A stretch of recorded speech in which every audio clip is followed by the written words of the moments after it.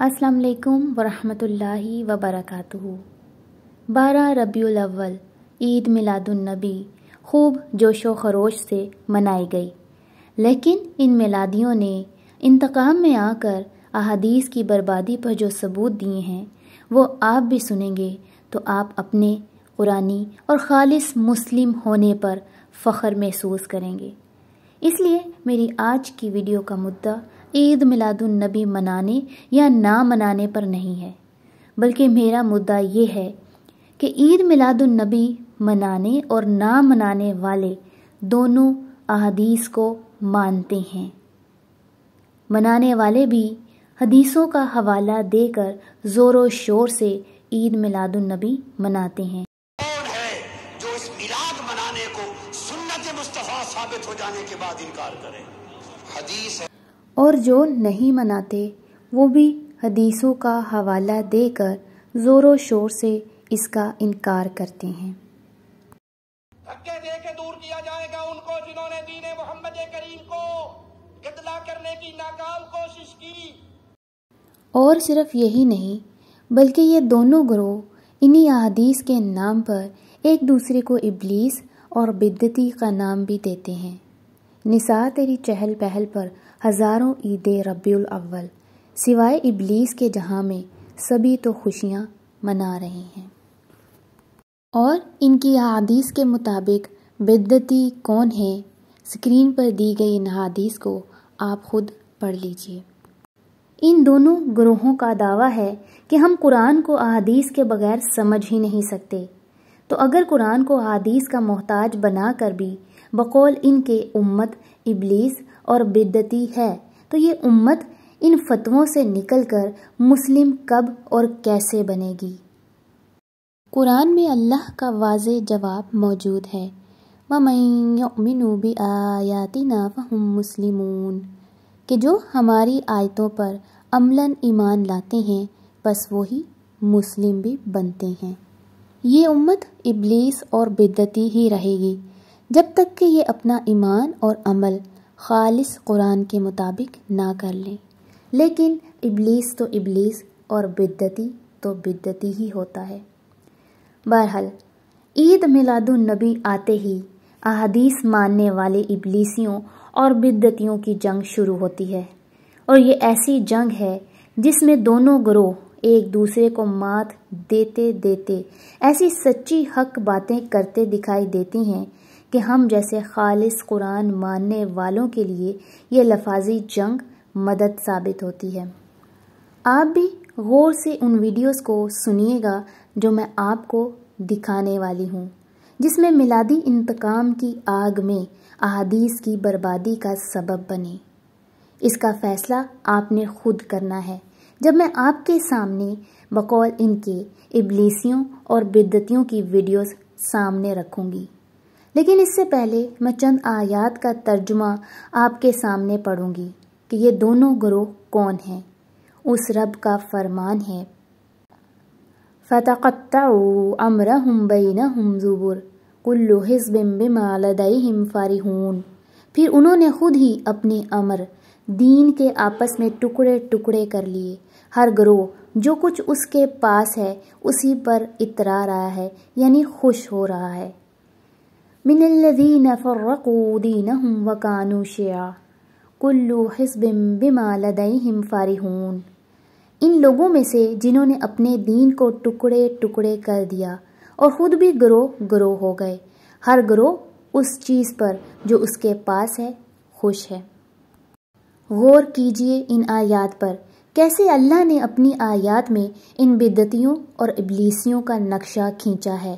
آج یہ بھی تو اپنی اپنی حدیثوں کے نام پر اتراتے ہوئے اللہ کی کتاب قرآن سے منہ موڑے ہوئے ہیں اور خوش ہیں، اور اپنی حدیثوں سے اس بات کا اعتراف کرتی ہیں کہ ہم سب احادیث ماننے والے بدعتی یعنی جہنمی ہیں۔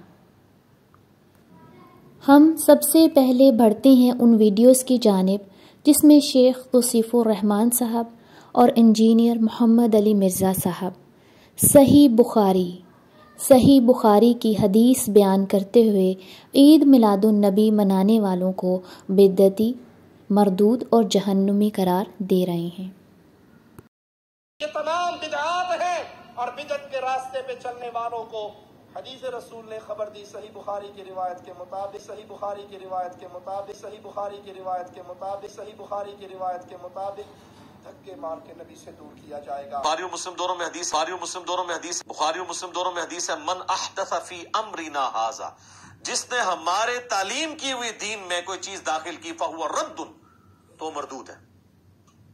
ہاں، بدترین کام وہ ہیں دین میں جو خود سے داخل کیے جائیں، اس طرح کے تمام کام بدعتیں ہیں، تمام بدعتیں گمراہیاں ہیں، اور تمام گمراہیاں جہنم میں لے جانے والی ہیں۔ آپ نے دونوں کا بیان سنا اور دونوں نے بخاری کی حدیث پیش کی، اس کے علاوہ ایک حدیث مشکات اور مسلم سے بھی پیش کی گئی۔ اصل بات یہ ہے کہ دونوں نے حدیث پیش کر کے میلاد منانے والوں کو جہنمی اور بدعتی قرار دیا۔ اب سنیں تحریک لبیک یا رسول اللہ اور تحریک لبیک اسلام کے چیئرمین ڈاکٹر اشرف آصف جلالی صاحب کا بیان۔ وہ کہتے ہیں کہ اگر ہم میلاد منانے والے جہنمی اور بدعتی ہیں تو جہنمی اور بدعتی تو تم بھی ہو، کیونکہ جس بخاری کی حدیث سے تم ہم سے میلاد منانے کا ثبوت مانگتے ہو اور اس بخاری کے نام پر سیمینار اور ختم بخاری کی کانفرنس بھی کرتے ہو، وہ تو سب سے بڑا بدعتی اور جہنمی ہے، اور اس کا اعتراف تم خود اپنی مجالس میں بھی کرتے ہو۔ قیامت تک انشاءاللہ وہ جواب نہیں دے سکتے۔ اب امام بخاری کا یہ عمل، اس کا وہ انکار نہیں کر سکتے۔ وہ خود اپنے جلسوں میں امام بخاری کی فضیلت میں بیان کرتے ہیں کہ وہ ہر حدیث لکھنے سے پہلے وہ غسل بھی کرتے تھے، 2 رکعت نفل بھی پڑھتے تھے۔ ہم پوچھتے ہیں راشدین پر تو کیا انہوں نے ایسا کیا؟ تو جواب ہے کہ ایسی کوئی روایت نہیں ملتی۔ پھر کیا امام بخاری بڑے عاشق ہیں ان سے؟ کیوں انہوں نے یہ کام شروع کیا؟ ہر حدیث سے پہلے غسل کر رہے ہیں اور ساتھ نفل پڑھ رہے ہیں۔ لیکن دوسرے فرقے کے نزدیک تو وہ بدعتی بننے سے بچ نہیں سکتے۔ تو یہ ہر حدیث سے پہلے کی نماز کا ذکر نہ قرآن میں، نہ حدیث میں، نہ صحابہ میں، اور نہ ہی اس غسل کا ذکر دوسرے فرقوں کے قول کے مطابق بدعتی بن رہے ہیں، اور بدعتی جہنمی ہوتا ہے، اور جہنمی کی حدیث معتبر نہیں ہوتی، جہنمی کی حدیث معتبر نہیں ہوتی، جہنمی کی حدیث معتبر نہیں ہوتی۔ قیامت تک انشاءاللہ وہ جواب نہیں دے سکتے۔ انشاءاللہ آپ سب نے جلالی صاحب کا یہ بیان سنا اور دیکھا کہ حق چھپ نہیں سکتا۔ انہوں نے پرزور طریقے سے کانفیڈنس کے ساتھ یہ چیلنج تمام فرقے والوں کو دیا کہ ثابت کرو کہ بخاری بدعتی اور جہنمی نہیں ہے۔ لیکن اگر تم ثابت نہیں کر سکتے تو پھر اپنا کوئی اور بخاری تلاش کرو، کیونکہ یہ بخاری تو بدعتی بھی ہے اور جہنمی بھی۔ اب تمام فرقے والوں سے ہم پوچھتے ہیں کہ تم کو کس نے یہ حق دیا ہے کہ قرآن کی تفسیر حدیث کی ایسی کتاب سے کرو جس کا مصنف خود بدعتی اور جہنمی ہے؟ نعوذ باللہ۔ اب ہم بڑھتے ہیں اگلی ویڈیوز کی جانب، جس میں الیاس قادری صاحب عرض فرما رہے ہیں کہ اگر دین میں میلاد منانا بدعت ہے تو مدرسوں میں صحاح ستہ اور دیگر احادیث اور نصاب اور علوم پڑھانا کیا یہ بدعت نہیں؟ دلیل دو تو اگلا بولتا کہ بخاری شریف کی ہم کو دلیل دو، تو پہلے اس کی خدمت میں عرض ہے کہ پہلے یہ بتاؤ کہ کیا بخاری کس صحابی نے لکھی ہے؟ بھائی یہ تو بتاؤ، بخاری کی دلیل تو مانگ رہے ہو، کس صحابی نے لکھی ہے؟ کس صحابی نے لکھی ہے؟ یقیناً کسی صحابی نے لکھی، یقیناً کسی صحابی نے لکھی۔ بخاری کی تو بہت بعد میں لکھی گئی۔ اسی طرح آپ بولو صحاح ستہ کی دلیل دو، تو صحاح ستہ بھی یہ سب بعد میں مدون ہوئی ہے۔ مفتی اکمل صاحب بھی اسی قسم کا بیان دیتے ہوئے کہتے ہیں یاد رکھیں یہ بھی کوئی قاعدہ ضابطہ نہیں ہے کہ اللہ کے نبی حکم دیں تو ہم کریں، حکم نہ ہو تو نہیں کر سکتے، صحابہ کرام کریں تو ہم کر سکتے ہیں، صحابہ کرام حکم دیں تو ہم کر سکتے ہیں ورنہ نہیں کر سکتے، یہ کوئی ضابطہ قاعدہ نہیں ہے۔ اصل چیز وہی ہے جو میں نے آپ کو بتائی کہ اگر اللہ تعالیٰ اس کے رسول نے منع کیا ہے تو منع ہوگا، اور اگر منع نہیں کیا تو بالکل جائز ہوگا۔ اب میں اس کی آپ کو تھوڑی سی مثالیں بتاتا ہوں۔ مسجدوں پہ گنبد اور مینار بنتے نہیں بنتے؟ آپ پوچھیں، کویسچن کریں، ہر مکتب فکر کی عبادت گاہ کے اوپر گنبد اور مینار ہے، کیا اللہ کے نبی نے اس کا حکم دیا تھا؟ صحابہ کرام نے حکم دیا؟ یا اللہ کے نبی نے بنائے یا صحابہ نے بنائے؟ نہیں، یہ بہت بعد کی ایجادات اور ہر مسجد کے اوپر ہے۔ یہ کیسے بدعت اور ناجائز کیوں نہیں ہو جاتے؟ یا اس کا مطلب ہے جب ضرورت پیش آتی ہے تو یہ اللہ کے نبی کی تعلیم ہے، خود صحابہ کرام نے ہمیں تعلیم دی ہے کہ آپ کسی بھی ایسی چیز کو شروع کر سکتے ہیں کہ جس کو اللہ تعالیٰ اس کے رسول نے منع نہیں کیا ہے۔ اسی طرح مدارس کا قیام آپ دیکھ لیں، ان میں سلیبس ہم نے رکھا ہوا ہے، یہ کیسے بدعت اور ناجائز کیوں نہیں ہو جاتے؟ یہ ہوتی ہے اللہ کی مدد کہ جب حق سر چڑھ کر بولتا ہے، کیونکہ جب یہ علماء کرام خود اپنی زبانوں سے اس بات کا اعتراف کریں اور چیلنج کریں کہ احادیث لکھنے اور ماننے والے دونوں بدعتی اور جہنمی ہیں، تو پھر کس کی جرت ہے کہ جو یہ سب جاننے اور ماننے کے بعد بھی بخاری کی احادیث پر اپنا ایمان اور عمل قائم رکھے اور قرآن کے بعد اس کو صحیح کا درجہ بھی دے؟ سوچنے والی بات ہے۔ اس کے علاوہ احادیث پھر کس بنیاد پر صحیح ہو سکتی ہیں؟ اسی لیے تو اللہ نے فرمایا کہ قرآن ایک ایسی کتاب ہے جو لا ریب ہے اور باقی سب کتابیں مشکوک ہیں۔ محمد سلام علیہ کا کردار اور اخلاق قرآن ہے، لیکن آپ ہماری بات پر یقین کیوں کریں گے؟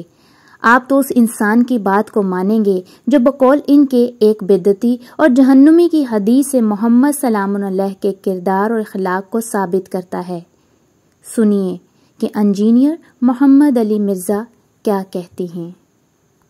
مجھے اکثر لوگ پوچھ رہے ہوتے ہیں سیرت النبی پہ کتاب بتائیں، میں کہتا ہوں قرآن، اور یہ میں اپنی طرف سے نہیں کہہ رہا، مسلم شریف میں حدیث ہے۔